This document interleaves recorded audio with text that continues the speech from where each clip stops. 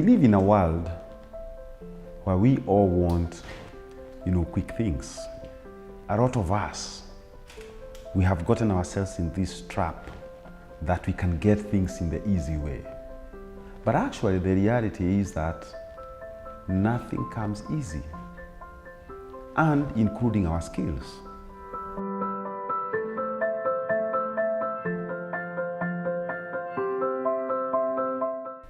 We must work consistently, trying to build ourselves in that profession or in that subject area that we want to be good. May it be about our jobs, may it even be about, at home also, and also within our networks.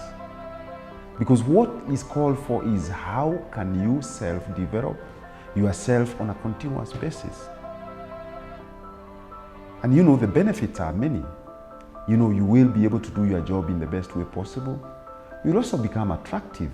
Attractive if, for instance, you are looking for a job.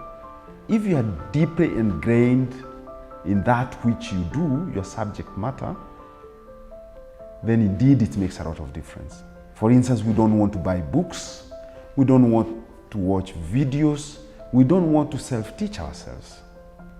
And especially for young people and those who are still young in their careers, that level of technical knowledge in your area is so critical that you cannot just assume that it will be achieved through your on-job training, by doing. It calls for you to dig a little bit deeper. May it be going to school, and getting into more details on your subject area, or may it be about, self-educating yourself.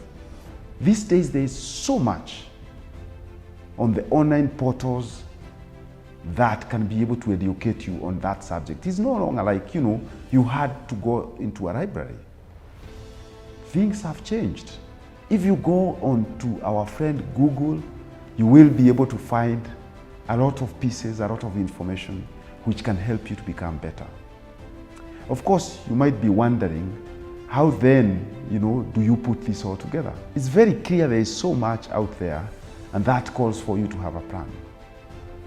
You can't just be shooting in the air.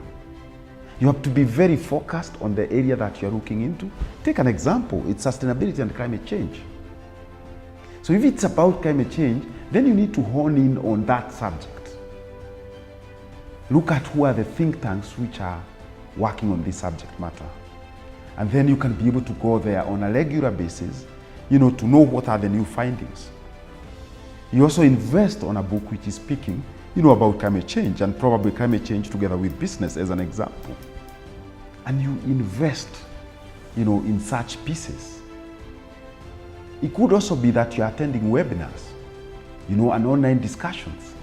You need to add that discussion that is available from the internet, those discussions which are available from your network, and eventually, you become better. As I said, many of us don't want to take that route. We must also go for deep training. Pay that extra money for you to get into a training program that will help you to get better in terms of the area that you are trying to become better.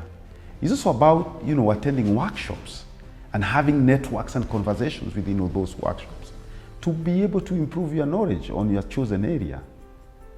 And finally, it's also about, you ensuring that you have connected with sites that provide you with more relevant information in that area that you have chosen. And I think with all these, self-improvement tools, you become better. And before you know it, if you spend 2, 3, 5 years into it, eventually on the other end, you become, an expert in this area that you have chosen, and you'll see what you can be able to attract. And with this, my friends, is how truly we can be able to create value to ourselves and to our organizations.